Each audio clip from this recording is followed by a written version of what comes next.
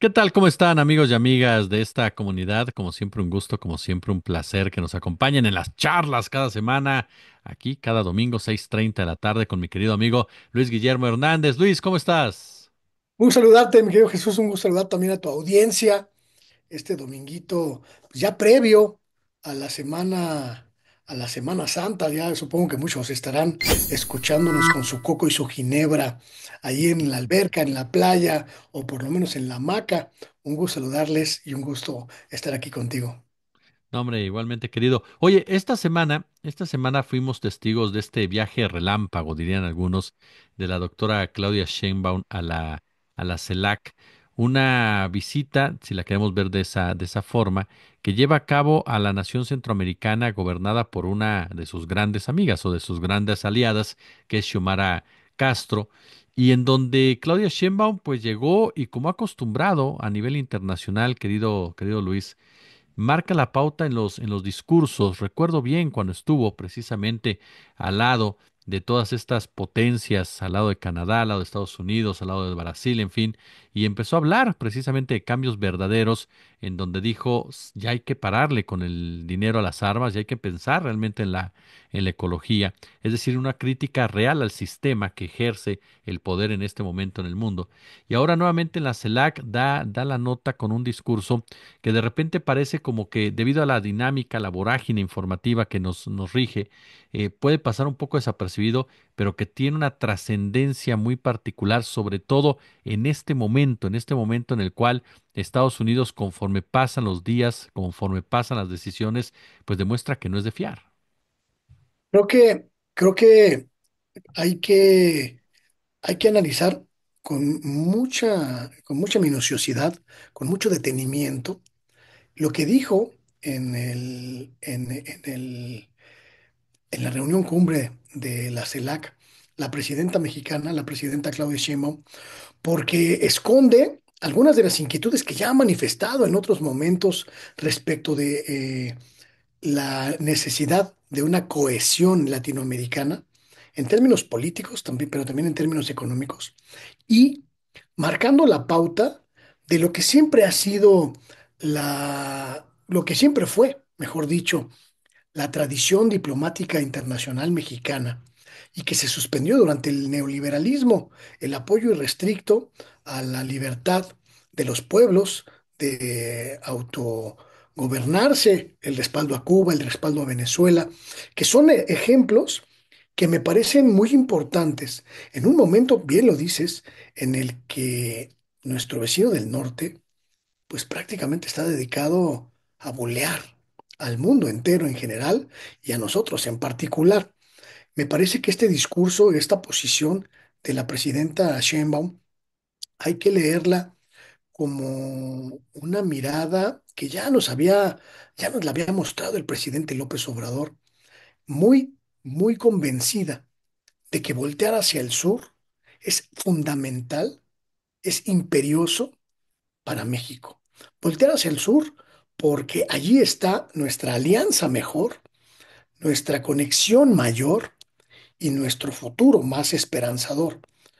Los pueblos latinoamericanos que tenemos una historia en común, que tenemos un idioma en común y una idiosincrasia que nos une, que nos interconecta y que ha dejado pasar muchísimo tiempo, diría yo, ha perdido muchísimo tiempo en esta ruta de intentar aproximarse y convertirse en lo que puede ser un bloque globalmente potente, poderoso, que pueda significar mucho más de lo que hoy significamos aislados o cada uno en lo individual, las potencias latinoamericanas.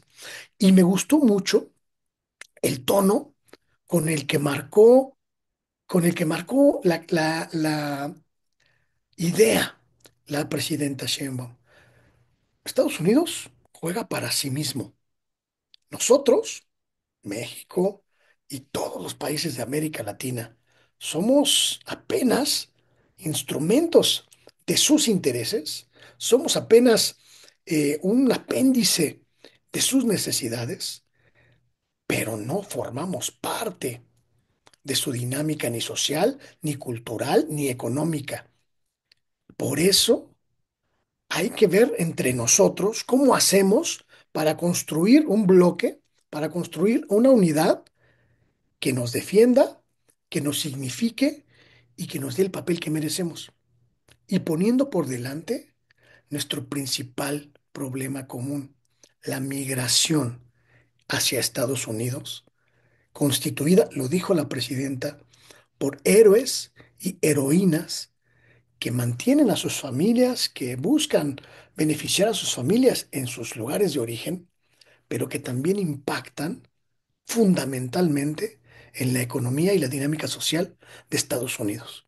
Es decir, un eje absolutamente profundo para que los pueblos latinoamericanos entendieran la urgencia de sentarse ya a discutir lo que largamente se ha postergado, la unidad latinoamericana económica, social y política, de cara a esta globalidad en la que nosotros ponemos los recursos, la mano de obra, pero no obtenemos los beneficios. Entonces, me parece, insisto, que este documento histórico que nos dejó la presidenta el miércoles en Tegucigalpa, en la CELAC, hay que leerlo como una hoja de ruta, mi querido Jesús, una hoja de ruta para nosotros, los mexicanos, pero para todo el resto del continente también, ¿eh? Porque fue uno de los discursos que más aplausos concitó, hasta 6 veces la interrumpieron con aplausos en el evento. Y eso habla de que dio en el clavo. Sí, fíjate que en ese sentido sí coincido plenamente contigo, sobre todo porque es fundamental entender el momento que estamos viviendo. Es decir, el mundo ya no va a ser el mismo de hace 10 años, 20 años, mucho menos de 50 años. Te topas con un Estados Unidos que busca mantener su hegemonía desde el proteccionismo y particularmente desde la forma regional para toparse de una u otra manera con China, que a su vez, por supuesto, también va formando su bloque en ese sentido comercial que le permita también imponer ciertas condiciones a su favor. Y América del Caribe, América Latina, siempre hemos bailado el son que nos tocan los imperios, sea Estados Unidos, o sea en su momento la Unión Soviética, o anteriormente Inglaterra. Es más, siempre hemos estado a expensas de las decisiones que van tomando y terminan expoliándonos, terminan violentándonos, saqueándonos, en pocas palabras. Y esto de la mano de gobernantes corruptos, de gobernantes quienes regularmente deciden entregar las riquezas nacionales de varios países de esta zona con tal de quedar bien con el tío Sam, con tal de garantizar un jugoso trabajo, una jugosa remuneración después de que terminen su periodo al frente de uno de los países que tanto han traicionado. Hoy afortunadamente tenemos, sí, hay pelafustanes como Bukele o Milei o Noboa, pero en realidad hay una América Latina que vive una nueva ola de este tipo de gobiernos. Ya se vivió en un principio con Chávez, con la primera versión de Lula, con Kirchner, en fin, con este Rafael Correa y demás. Y ahora nuevamente te topas con personajes como Xiomara Castro, como Gustavo Petro, como Luis Ignacio Lula da Silva, como el presidente de Uruguay y varios otros quienes comienzan a pensar y a verse como uno solo. Y México puede jugar ese papel de liderazgo por la importancia económica que tiene, por la importancia política y por la congruencia política que emana de la figura de la doctora Claudia Sheinbaum, quien es una mujer que es respetada por todos sus pares, quien es una mujer que entiende, y me parece que esa reunión con Brasil va a marcar mucho de este derrotero, ¿no? De entender el momento que se vive para que América Latina pueda ser verdaderamente independiente y sobre todo pueda en un momento dado defenderse de esta vorágine que nos ha demostrado que entre el dragón y el tío Sam te pueden devorar en cualquier momento. Ahora sí que, como bien lo señalamos antes de entrar al aire, querido Luis, y lo acabas de mencionar, América Latina no tiene de otra. América Latina tiene que estructurarse, tiene que unirse ante un mundo que se está convirtiendo en un mundo de bloques y en donde no puedes ir cada quien por su lado. Fíjate que ahorita que comentas esto, me vino a la memoria un artículo que leí esta semana del director del CIDE, de Romero Tellaeche, en el que hablaba precisamente de esta circunstancia. México prácticamente se quedó ya en estos momentos, pues, eh, en la expectativa. El TEMEC no logró conseguir que Estados Unidos nos considerara un socio comercial en forma. No pudo evitar que Estados Unidos pues hiciera a un lado y pues antepusiera sus propios intereses en esta era de crisis en la que vive ese país. Y México pues ya no puede confiar en un socio tan voluble, tan, tan veleidoso, que en cualquier momento te voltea la espalda.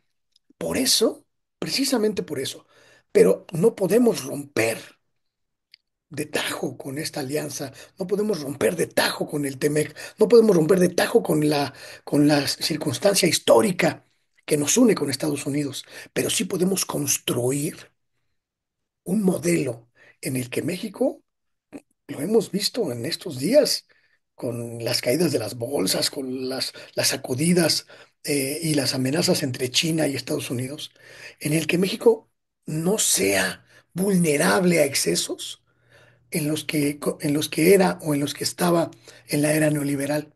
Y me parece que se debe construir, y la presidenta lo tiene muy claro, se debe construir hacia ese camino en el que México deje de voltear al norte y empiece a mirar al sur como una posibilidad real, como una alternativa real y mucho más segura, mucho más efectiva.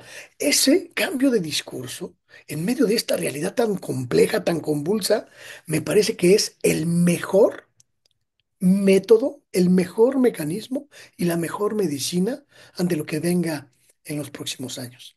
Ya en la era del presidente López Obrador, vimos que México puede mantenerse a salvo cuando todos los demás naufragan. Lo vimos en la pandemia y lo vimos que con el derrumbe global de las economías y la forma en la que nuestro país sorteó con una mucho mayor amplitud y margen de maniobra ese terrible bajón global. Nos recuperamos antes que muchos y nos endeudamos menos que todos. Eso es una receta poderosísima para cambiar el paradigma. Y si le sumas la que propone ahora la presidenta Claudia Sheinbaum, vamos a reunirnos, vamos a pactar, vamos a acordar, vamos a ponernos de acuerdo. Necesitamos los latinoamericanos aliarnos, reconocernos, reconectarnos y demostrarle al mundo que somos una potencia, todos juntos, todas juntas, desde el río Bravo hasta la Patagonia, desde el Pacífico hasta el Atlántico. Somos una potencia, somos un pueblo diverso, con distintas banderas, con distintos eh, puntos de vista, pero esencialmente única, esencialmente una. Y ahí está nuestra capacidad para enfrentar al futuro. Por eso creo que, insisto y regreso a esto, que sí debemos tomar muy en cuenta, analizar, estudiar prácticamente párrafo a párrafo el discurso de la presidenta, porque ahí hay una clave que en los próximos años se va a convertir en estrategias, se va a convertir en diplomacia y se va a convertir en proyectos multilaterales. Ya demostró en esta CELAC, pero también en la reunión de los poderosos del G20 y esas cosas, que tiene un liderazgo y tiene una presencia que cautivan y que ha conseguido convertirse en la sensación del mundo, nuestra presidenta. Todos quieren foto con ella, todos quieren estar cerca de ella, todos quieren platicar con ella. Está demostrando que tiene la capacidad de liderar este concierto internacional. Entonces, lo que nos corresponde a nosotros es entender cuál es su idea y trabajar juntos para que la logre conseguir. Sí, totalmente. Y fíjate, ahorita que mencionabas todo esto, el escenario de los Estados Unidos y demás. Estados Unidos ya recortó la ayuda para los países de Centroamérica que, bueno, ayuda entre comillas, ¿no? Que desarrollaba a través de USAID, pero al final de cuentas será una cierta cantidad de recursos. Y en ese marco es que la CELAC tiene que fortalecerse por donde se le quiera ver. Es la única es el único organismo del continente en donde no está Estados Unidos ni Canadá, ¿no? Y es un Exacto. organismo puramente latinoamericano y caribeño. Y a partir de ahí, precisamente, es una oportunidad incluso para revisar los roles que se están jugando, ya lo mencionabas en parte, Luis, en el tema migratorio, un tema en donde todos los países de América Central, América del Sur, América del Caribe, son víctimas de las políticas por parte del propio Donald Trump y de esta imposición de países seguros, quieras o no quieras. Incluso tú recuerdas esa diferencia de opinión que se dio con Gustavo Petro y que en un momento provocó que la propia Xiomara Castro llamara a una reunión de emergencia de la CELAC ante las advertencias por parte del propio Donald Trump, porque para el gobierno de Trump, pues el tema migratorio está vinculado con su seguridad, con el racismo, con la discriminación, acusa a los migrantes de ser narcotraficantes, de haberle quitado el empleo a los norteamericanos. Y es ahí donde me parece que en conjunto, en bloque, la CELAC debe tener una estrategia de sustento, de políticas nacionales precisamente, que lleven a tener una solución para los mexicanos, los hondureños, los guatemaltecos, aquellos que van a ser regresados o están siendo regresados a sus respectivas fronteras. Y mucho pasa por ese fortalecimiento interno, por esa inversión interna. Aquí en México lo conocemos como el Plan México. Y esto es determinante para poder reindustrializarte, aprovechar el momento dado. Esta actitud que para muchos es un balazo en el pie en Estados Unidos, lo cierto es que tienes que aprovecharla también para fortalecerte hacia adentro, porque como bien lo mencionas, tú no puedes romper en este momento con Estados Unidos. Mucha gente dice, ¿por qué no rompes con Estados Unidos y te vas con China? Bueno, en realidad China tampoco es alguien que nos convenga mucho en el tema comercial, por las asimetrías que existen, ¿no? Entonces, Claro. pero, pero es ahí donde dices, ¿cómo vas a jugar con China? Pues primero tienes que fortalecerte como bloque. Y Sheinbaum se da cuenta, no me puedo fortalecer como bloque hacia el norte porque Estados Unidos ya no quiere saber nada de bloques en este sentido. Quiere utilizarnos, que es diferente. Canadá va por su lado también. Entonces tienes que unirte del lado de Centroamérica y del Caribe para poder negociar, para poder fijar diferentes posturas y sobre todo para ir diseñando esta serie de estrategias que te permitan realmente desarrollar una región que ha sido ese entreguismo por parte de los gobiernos neoliberales lo que terminó por hundirla, porque como bien lo dijiste, Andrés Manuel López Obrador dio muestras palpables de que en medio de una tormenta el país no se te va de las manos y puedes salir bien librado a pesar de que alrededor tuyo se esté incendiando el bosque. El caso concreto de cómo manejó la economía con COVID fue clarísimo. El país se cayó más de 9% y sin embargo López Obrador sacó precisamente la estrategia para que rebotara lo más pronto posible y para que no se le fuera de las manos y no se hundiera como muchos seguramente estaban esperando. Y aquí me parece que es algo similar a lo que está viviendo Centroamérica, Sudamérica y el Caribe. Entender que no te va a venir a rescatar nadie, que vas a tener que rescatarte tú mismo y que los únicos que van a estar pendientes de lo que hagas y cómo lo hagas son aquellos que culturalmente están vinculados contigo, están compenetrados contigo y que entienden perfectamente los momentos que has vivido y hasta dónde te han llevado. Pero además, de eso es muy importante conectarlo con lo que dijo la presidenta. Es decir, América Latina tiene el factor más importante para que su política de integración sea exitosa, que es el capital humano. Ese capital humano que ha ayudado durante décadas a su propia región y también a Estados Unidos. Es decir, el mensaje es, nosotros los latinoamericanos somos tan chingones que mantenemos a nuestra gente en nuestra tierra y a los gringos también. Al mismo tiempo, trabajando allá, después del Río Bravo, los migrantes, las migrantes, heroínas, héroes, nos ayudan a nosotros y les ayudan a ellos. Pensemos que ese capital humano es el más poderoso instrumento para reflexionar sobre hasta dónde podemos llegar si nos unimos todos los pueblos de América Latina. Tenemos desarrollo científico, desarrollo tecnológico, quizá no a Ujú. los niveles que se han alcanzado en Asia o en Estados Unidos, pero se puede desarrollar. Tenemos una economía sólida, tenemos un capital de consumo como no tiene prácticamente nadie en el mundo. ¿Qué nos falta?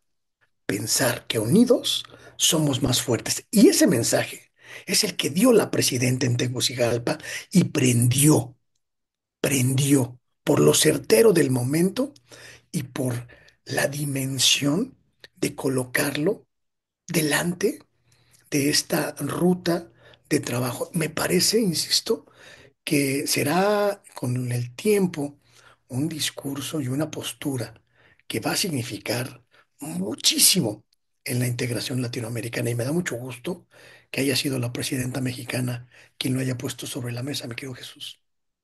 Sí, porque como bien señalas, y me parece que eso es determinante, esa figura que representa a Claudia Sheinbaum es algo que no puede desperdiciar América Latina. Ese respeto que tienen en otras partes del mundo los puede llevar a una dignificación que le dé otro papel a esta zona, porque además hay un respeto hacia Petro, hay un respeto hacia Lula, hay un respeto hacia Xiomara Castro. Entonces tienes que aprovechar ese momento que estás viviendo cuando la contraparte, el villano, tiene a sus peores elementos al frente de su gobierno, ¿no? Ahí viene la ruta que ha tomado la izquierda, este nuevo brío que ha tomado la izquierda latinoamericana. Lo mencionabas tú, que es muy distinto al que ocurrió a finales de los 90, principios de los 2000, cuando hubo otra, le llamo yo, camada de progresistas en los gobiernos latinoamericanos. Esta ha sido mucho más poderosa, Sí. mucho más sólida, pero también mucho más duradera. Ojo con eso. Y me parece que la próxima semana, sí, creo que es la próxima semana la elección en Ecuador, Ujú. cuando la candidata Luisa se haga con el triunfo, pues vamos a ver que esta ola progresista en América Latina llegó para quedarse, porque esta izquierda que ha evolucionado discursivamente, pero también políticamente, le está ofreciendo a Latinoamérica una posibilidad de desarrollo de, de inclusión y de superación que no le ofrecía otra perspectiva ideológica del pasado.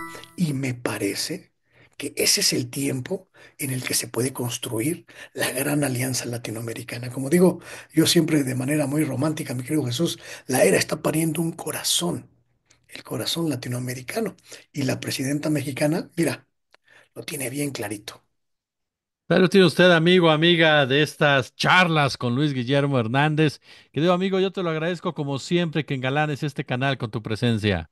Al contrario, para mí es un honor estar contigo y con tu audiencia, muy agradable y muy respetuosa, además, que luego van a saludarme a mi propio espacio, que se llama como yo, Luis Guillermo Hernández Sexta W. Gracias por tu generosidad y gracias por estas charlas que son un agasajo cada domingo. Les vamos a tener que poner, aunque sea una cervecita al lado, porque a mí se me antoja, no sé a ti.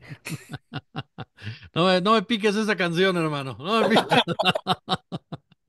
Un abrazo, mi querido Jesús. Hasta luego.